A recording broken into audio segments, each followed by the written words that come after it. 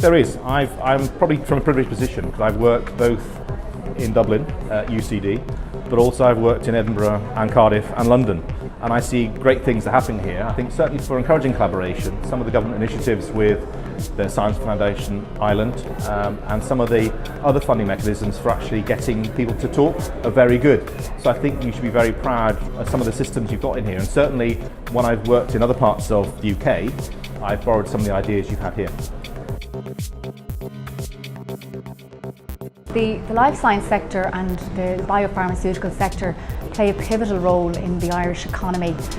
The numbers are quite staggering, 39 billion euros in exports. The industry employs 50,000 people directly, and 9 out of 10 of the world's largest pharmaceutical organisations are present here in Ireland. So Ireland is indeed a very significant hub for this particular sector. I very much think we have the infrastructure that is needed here for manufacturing.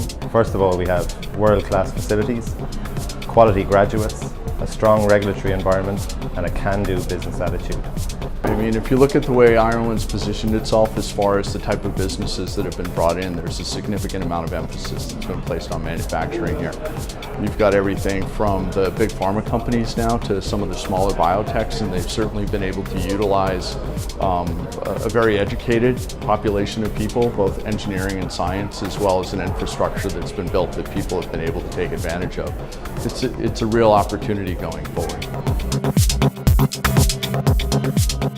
I think if you look at Ireland in a European context, by 2030, there's 25% of the population in Europe is going to be over 65, and 19 of the 20 oldest populations in the world actually are in Europe currently. But the good news is that Ireland has the youngest population, with our average age being 36.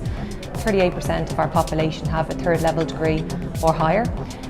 So we're averaging 1 million graduates every year, mainly in science, engineering and computer science. So I think, that collaboration with academia and industry, really will allow us to have a strong future in innovative technologies as such. I think that will definitely sustain our future in that market. We're looking at a generation that's much more mobile, much more prepared to switch. So as employers, we need to stay focused on keeping them engaged through things like culture, mission, values, and understanding what's truly important to them. And then finally, one of the things I'm observing, particularly in Dublin, is that cost of living is becoming challenging. I think that's going to lead to more mobility issues if we're not careful about competitiveness, particularly of Dublin City.